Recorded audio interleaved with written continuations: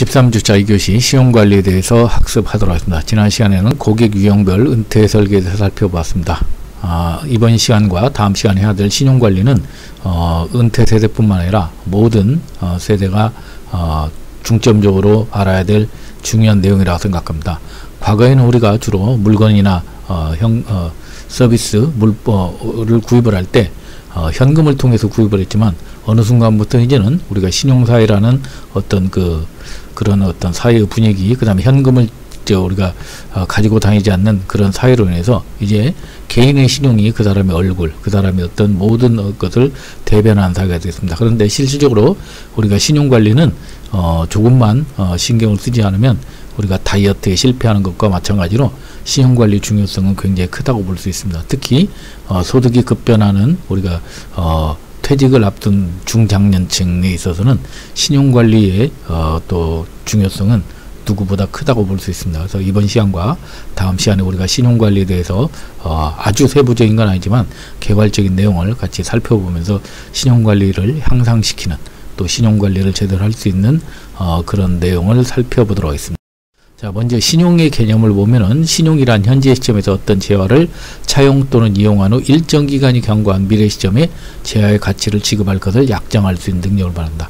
자, 예를 들어서 제가 지금 예를 들어서 어떤 자동차를 하나 사고 싶은데 지금 당장은 돈이 없지만 제가 예를 들어서 뭐 현금 서비스를 받아서 대출 예를 들어서 그 물건을 구입할 수 있다든지, 아니면 예를 들어서 신용 판매를 통해서 그 물건을 구입할 수 있는 것, 이런 것들이 바로 신용이 되겠습니다. 그래서 여기서 재화라는 것은 현금이나 제품 또는 서비스 등 실제 생활에 이용이 되는 모든 것들이 해당됩니다. 따라서 신용이란 우리가 현재의 본인 가치를 기준으로 미래의 예상 가치만큼을 추가하여 소비할 수 있는 능력이라고 할 수 있습니다. 그래서 뒤에서 말씀드리지만 우리나라에서는 이제 신용 등급이라는 것을 현재 이제 신용 등급에서 신용 점수로 바뀌었습니다만은 개인의 어떤 신용 점수를 0점에서 1000점까지 해서 그 사람을 그걸 가지고 현재 그 사람의 어떤 소득이나 모든 어떤 신용도를 평가를 해서 그 사람의 가치를 기준으로 미래의 어떤 그 신용 판매 능력이라든지, 아니면 예를 들어서 소비자 금융 능력을 이렇게 측정해서 그 사람이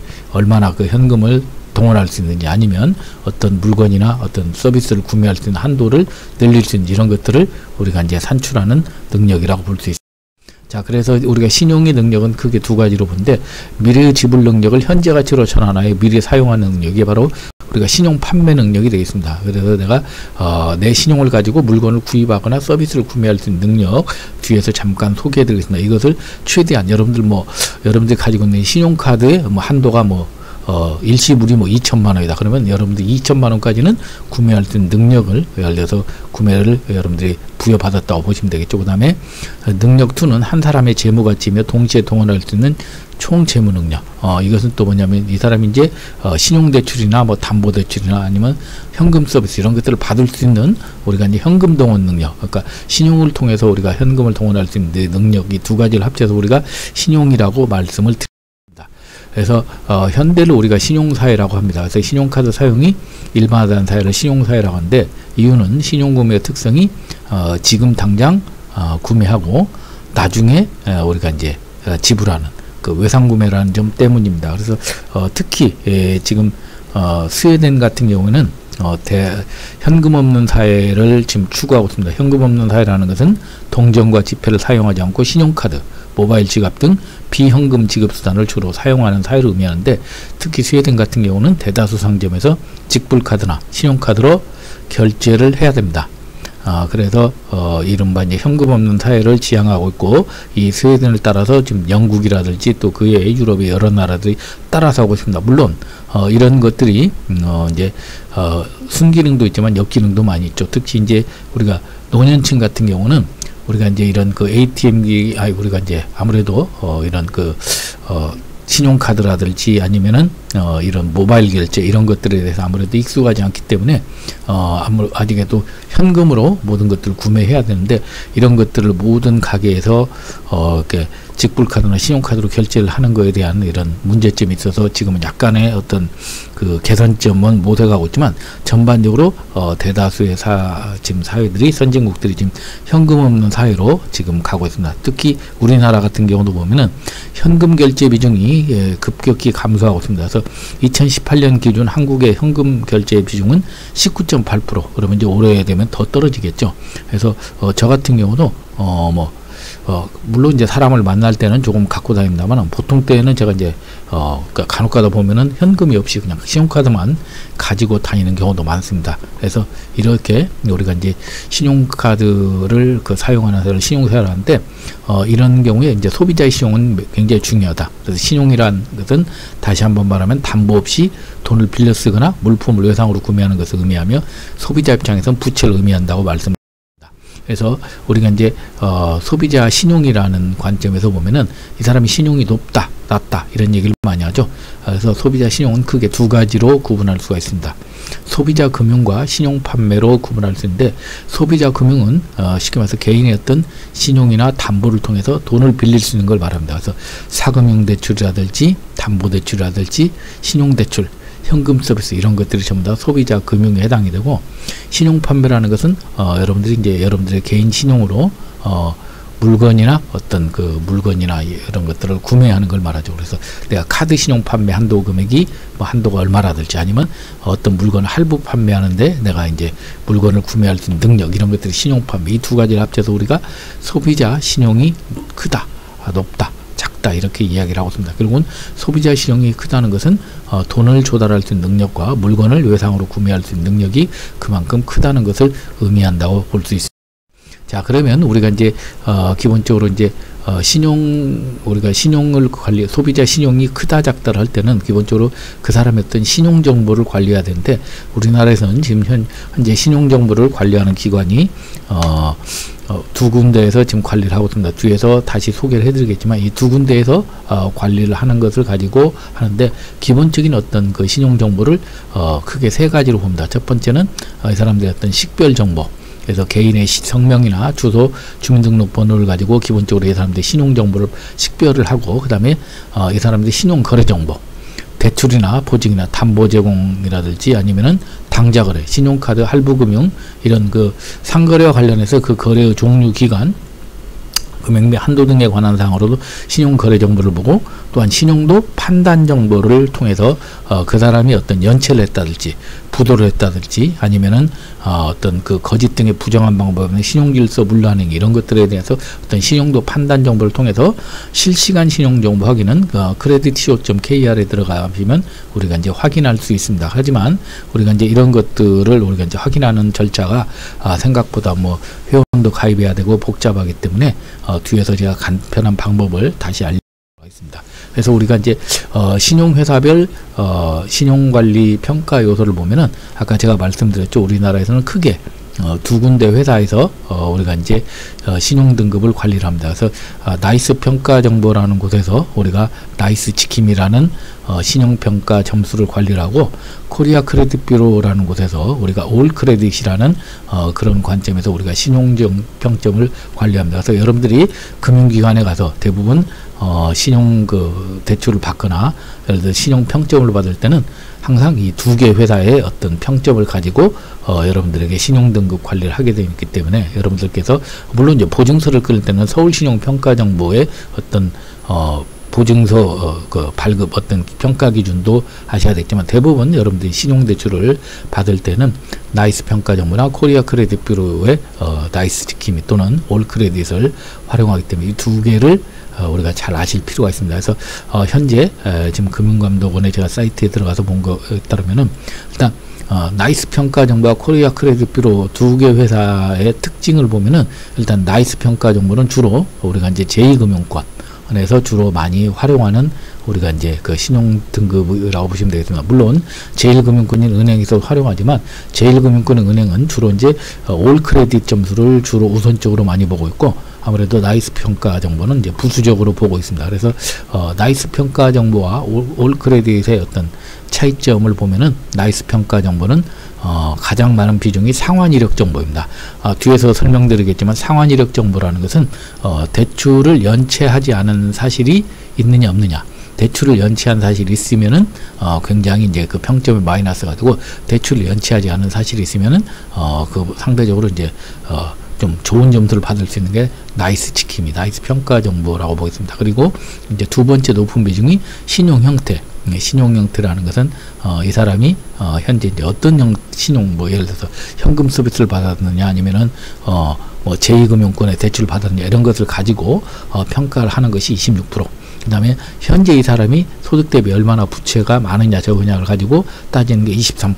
그 다음에 신용거래 기간을 11%를 합쳐서 우리가 총 1000점만점으로 산출하게 됩니다. 그리고 이제 올 크레딧 같은 경우는 가장 높은 비중이 신용 형태 정보가 되겠습니다. 그래서 이제 올 크레딧 같은 경우는 주로 이제 제1금융권인 우리가 은행권에서 신용대출을 받을 때 많이 중점적으로 보게 되겠습니다. 그래서 이제 올 크레딧 같은 경우는 대부분 이제 우리가 내가 좀 연체가 없더라도, 연체 경력이 없더라도 신용 형태 정보를 32%나 보기 때문에, 신용 형태 정보라는 게 이 사람이 제2금융권이나 현금 서비스, 뭐 카드론 이런 것들을 많이 이용하신 분들은 아무래도 올 크레딧에서 좀 그 평점이 낮아질 수밖에 없습니다. 그래서 이 두 개 기관의 어떤 평점의 어떤 기준을 보시고 관리해야 되는데, 뭐 어떤 걸 중점적으로 보고 관리해야 되느냐, 결론은 두 개를 다 관리해야 되지만 기본적으로 보면은 올 크레딧 중심으로 관리하는 게 훨씬 효율적이다.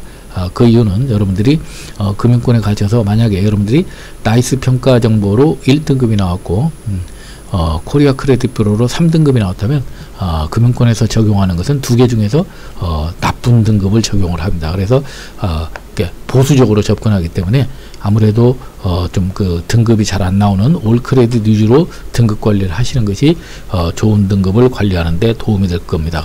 그런 관점에서 본다면 아무래도 내가 대출 연체 정보 관리하는 것도 중요하지만, 특히 좋은 금융기관, 제1금융권 중심으로, 아니면 현금 서비스나 아니면 카드론 이런 것들을 좀 가급적이면 덜 사용하는 형태로 신용 형태 정보를 관리하는 것이 중요하다고 말씀을 드릴 수 있습니다. 자, 그래서 이제 앞에서 보신 내용을 다시 한번 설명드리면, 상환 이력 정보라는 것은 이 사람이 연체를 얼마나 많이 했느냐 안 했느냐, 이런 것들을 우리가 이제 관리를 하게 되는 거죠. 그래서 이제 우리가 연체에 대해서도 많은 어떤 그 이제 우리 신용 관리에 대해서 많은 분들이 잘 이해를 보다 보는데, 연체라는 경우는 우리가 기본적으로 하루 이틀 연체하는 경우는 크게 문제가 되지 않습니다. 물론 뭐 카드사이나 이런 곳에서 뭐 톡족 전화나 이런 연체 관리 안내 전화는 오지만, 이런 것들은 자신의 신용에 전혀 영향을 미치지 않습니다. 그래서 일단 영향을 미치는 것은 일단은 영업일 기준으로 5영업일, 그러니까 영업일 기준이기 때문에 토요일, 일요일은 예를 들어서 일수를 계산하지 않는 거죠. 그래서 5영업일 동안 연체를 하게 되면 전 금융기간 동안, 전 금융기간에 일단 내가 연체한 것이 공유가 되기 때문에 가급적이면 여러분들이 5영업일 연체를 하지 않도록 관리를 하는 것이 중요하다. 그리고 아무리 좀 그 연체를 많이 했더라도 30일 이상 하게 되면 우리가 장기 연체로 보게 됩니다. 이런 경우에는 최대 5년까지 기록이 유지되기 때문에 상환 이력 정보에 아주 나쁜 어떤 영향을 미치게 됩니다. 그래서 기본적으로 우리가 최대 30일 이상 연체를 하지 않도록 관리하는 것이 가장 중요하다. 그리고 현재 부채 수준에서는 내가 어떤 내 소득이나 이런 거에 대해서 어떤 대출이나 보증이나 이런 채무 등이 과연 어느 정도 되는지 이것을 이제 보는 것을 현재 부채 수준이라고, 신용거래기간 같은 경우는 이제 내가 이제 언제부터 신용거래를 했는지 이런 어떤 신용의 어떤 이력을 보게 됩니다. 그리고 신용 형태 정보, 아까 제가 이게 중요하다고 했죠. 특히 올 크레딧에서는 이게 굉장히 비중이 높다고 하는데, 기본적으로 내가 신용거래를 예를 들어서 내가 현금 서비스나 아니면은 뭐 제2금융권이나 뭐 저축은행 이런 것에서 했느냐, 아니면은 제1금융권에서 했느냐에 따라서 달라지겠죠. 그리고 또 건수도 굉장히 중요합니다.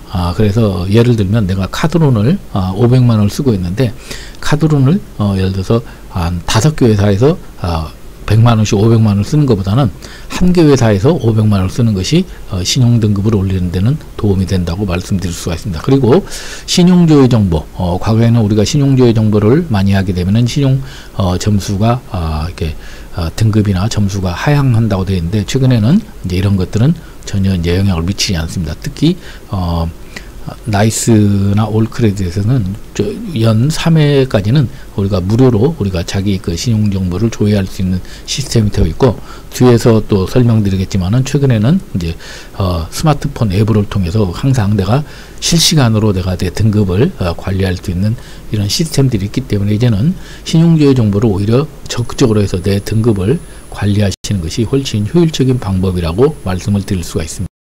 자, 그러면 우리가 신용등급을 확인하는 방법은 제가 앞에서 말씀드렸던 우리가 나이스나 올크레딧에 직접 가서 우리가 회원가입해서 하는 방법도 있지만 굉장히 이제 복잡하고 여러 가지 이제 또 까다로운 그 절차가 있기 때문에 오히려 우리가 이제 스마트폰을 통해서 앱을 다운받는 것이 이제 뱅크샐러드라고 하는 이런 곳에서 이제 우리가 앱을 다운받아서 하는 경우도 있고, 그 다음에 이제 토스에서 이렇게 다운받아서 하는 경우도 있고, 그 다음에 카카오뱅크에서 다운받아서 하는 경우도 있고, 예를 들어서 이제 신한은행의 소리라는 프로그램을 다운받아서 할 수 있는, 그 외에도 다양한 그러니까 신용등급을 무료로 내가 수시로 확인할 수 있는 사이트가 있으니까 여러분들께서 편의성이 있는 곳을 활용해서 관리를 하시기.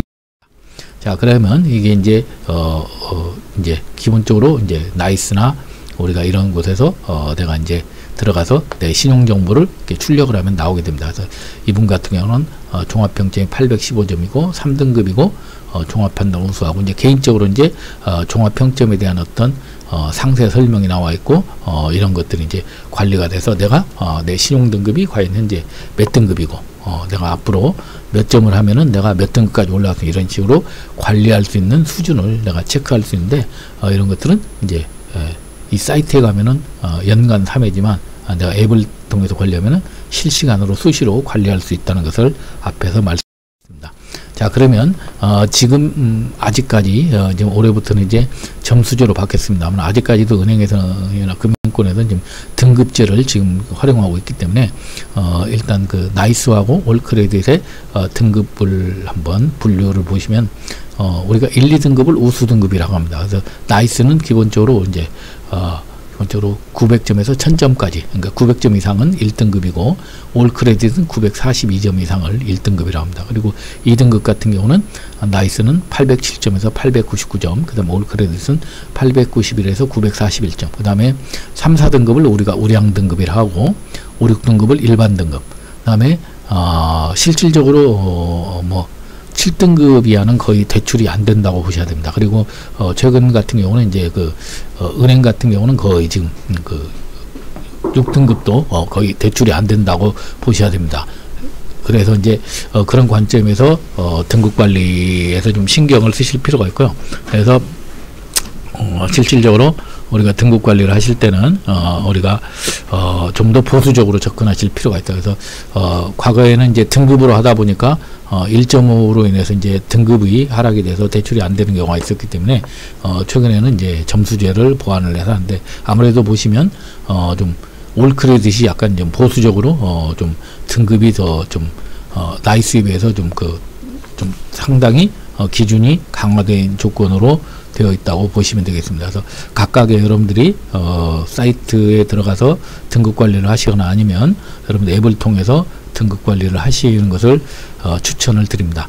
그러면 우리가 이제 이렇게 해서 예를 들어서 두 사람의 사례를 비교해 보면, 홍길동 씨 같은 경우는 신용평점이 990점이 되면은 연체 정보도 없고 이렇게 해서 대출도 거의 없기 때문에 이분이 1등급이 나오는데, 이제 홍길순 씨 같은 경우는 신용평점이 400점이 나왔고 연체가 한 20건 있다 보니까 8등급이 나오게 되니까 당연히 이제 대출이나 이런 것에서 굉장히 이제 차별화가 관리가 된다는 것을 보실 수가 있습니다.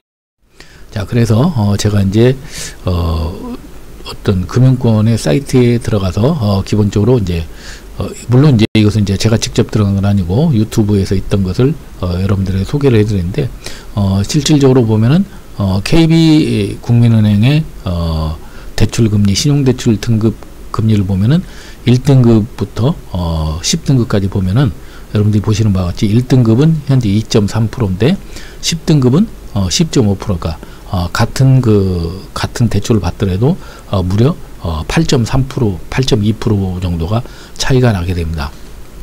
그래서 얼마나 등급 관리가 중요한지를 우리가 충분히 아마 느끼실 수 있습니다. 그래서 예를 한번 제가 들어서 한번 제가 채무자가 됐다는 가정하에서 한번 살펴보면은 예를 들어서 제가 지금 KB 은행에 가서 1억을 올해 초에 대출을 받았는데, 제가 만약 1등급일 경우에는 적용금리가 2.3%가 되기 때문에 연간 이자 부담액이 2억 230만 원이면 됩니다. 한 달에 한 20만 원 정도면 1억을 제가 이렇게 할 수 있는데, 만약에 제가 10등급일 때는 10.5%니까 1억을 대출을 받으려면 1억에 대한 이자가 1,050만 원이니까 결국은 1년에 820만 원, 3년이면은 차 한 대 값 차이가 날 만큼 그만큼 등급 관리의 중요성이 높다는 것을 여러분들이 여기서 느낄 수가 있습니다. 자, 그래서 내 등급이 낮은 경우에 내 등급 관리를 어떻게 해야 되는지 이런 것들에 대한 여러분들이 정보를 하시려면 여기 금융감독원 서민금융 133이라는 사이트에 가시게 되면은 전국민 신용교육이라는 이런 사이트가 있습니다. 그래서 여기에 들어가면은 동영상도 있고 각각의 자료가 있으니까 여러분들께서 꼭 이 사이트에 가셔서 한번 활용을 하시기 바랍니다. 그래서 신용등급 관리라는 것은 우리가 쉽게 말해서 다이어트에서 식단 관리와 마찬가지로 내가 적극적으로 관리하면은 신용등급도 올라가지만 조금만 방심하면 신용등급이 떨어지기 때문에 신용등급 관리를 우리가 적극적으로 하실 필요가 있다고 말씀드립니다. 그래서 신용등급의 향상 요령으로는 여러분들이 인터넷에 보면 많이 나오죠. 너무나 뻔한 얘기지만 주거래 은행을 만들어야 되고, 또한 연체는 가급적이면은 오래된 연체부터 상환해야 됩니다. 연체 기간이 오래될수록 평점이 낮아지기 때문에. 그리고 신용카드는 가급적이면 여러 개를 많이 받아서 하는 것보다는 혜택이 많은 거 한두 개를 사용하는 것이 필요합니다. 그리고 카드 사용 시 우리가 할부를 하게 되면 할부도 우리가 대출금으로 잡히기 때문에 일시불로 상환할 필요가 있겠고, 그 다음에 대출은 우리가 신중하게 해야 될 것이고, 대출도 가급적이면 한은행에서 최대한 받을 필요가 있겠고, 보증도 아무래도 내가 똑같이 채무를 인정하기 때문에 보증을 좀 쓰지 않는 게 중요합니다. 그 다음에 자동이체를 함으로써 연체 관리를 하시는 게 필요하고, 그 다음에 연체 전화도 잘 받아서 내가 연체가 됐을 때는 내가 충분히 방어를 해서 연체에 대한 어떤 불이익을 받지 않도록 하는 것이 필요합니다. 그리고 스스로 신용평점을 체크할 필요가 있습니다. 자, 그러면 각 등급별 신용관리 요령을 말씀드리면서 이번 시간을 마치도록 하겠습니다. 먼저 1, 2등급은 한돈의 신용거래를 유지를 하는 것이 바람직합니다. 그래서 기존거래 수준 이상의 금융거래를 지속적으로 유지하는 것이 바람직하지만 우리가 무리한 신용거래로 한도 범위를 넘지 않도록, 그러니까 1, 2등급은 아주 우수 등급이기 때문에 이것을 유지하는 것이 굉장히 중요하겠죠. 그 다음에 3, 4등급 같은 경우는 조금만 잘못하면은 우리가 이제 떨어질 수가 있기 때문에 1, 2등급으로 상향 관리하는 것이 중요하겠죠. 그래서 대부분 연체가 없는 일반적인 급여생활자 대부분이 속하는 것이 3, 4등급입니다. 그래서 자신의 소득 범위 내 신용거래를 유지하고 우리가 소득 대비 부채 비율을 40%로 낮춰서, 그리고 무리한 카드 사용을 줄여서 1, 2등급으로 상승할 수 있는 자기 어떤 등급 관리를 상향할 수 있는 장기적인 플랜을 세우는 게. 그리고 5, 6등급 같은 경우는 아무래도 이제 조금만 더 나빠지게 되면 아예 신용거래를 할 수 없기 때문에 대부분 우리가 이제 자영업자들이 많이 해당됩니다. 그래서 본격적인 어떤 신용거래를 시작하지 않은 사회초년생들도 이 등급에 속하기 때문에 특히 연체 이력이 있는 사람은 추가 연체가 발생하지 않도록 해야 될 것이고, 신용거래가 없는 사람은 자신의 신용에 관심을 갖고 계획적으로 신용거래를 시작할 수 있도록 해서 5, 6등급 같은 경우는 이 등급에서 더 이상 떨어지지 않도록 관리하는 것이 중요하고, 내가 신용사에서 완전히 이제 비신용자로 떨어지지 않는 그런 등급 관리를 하는 겁니다. 그리고 7등급과 8등급 같은 경우는 이제 상당히 이제 일반적인 어떤 금융거래가 하기 어렵기 때문에 포기하지 않고 우리가 연체 해결이 우리가 급선무입니다. 그래서 연체 중이거나 과거 잦은 연체 이력이 있는 사람들 같은 경우에 신규 대출이 어렵기 때문에 이 사람들은 이제 햇살로이나 아니면 제가 다음 시간에 소개해드리는 어떤 신용회복 지원제도 같은 것들을 우리가 적극적으로 활용해서 내가 이제 등급을 더 떨어지지 않고 아니면 올릴 수 있는 이런 방안에서 다시 신용사에 들어올 수 있는 그런 관리를 하는 것이 필요합니다. 자, 9등급, 10등급 같은 경우는 결국 이제 신용대출이 아예 안 되기 때문에 이 사람들 같은 경우는 뒤에서 마지막 시간에 해드리는 어떤 자기가 이제 장기적으로 어떤 신용등급을 올리는 방법도 필요하지만 만약에 본인이 자신의 소득으로 전혀 신용관리를 할 수 없다면 차라리 예를 들어서 법적 지원제도나 신용회복지원제도를 활용해서 자신의 어떤 신용관리를 한번 청산하고 새롭게 출발할 것을 말씀을 드릴 수가 있습니다. 이상으로 짧게 신용관리와 신용등급에 대해서 말씀드렸습니다.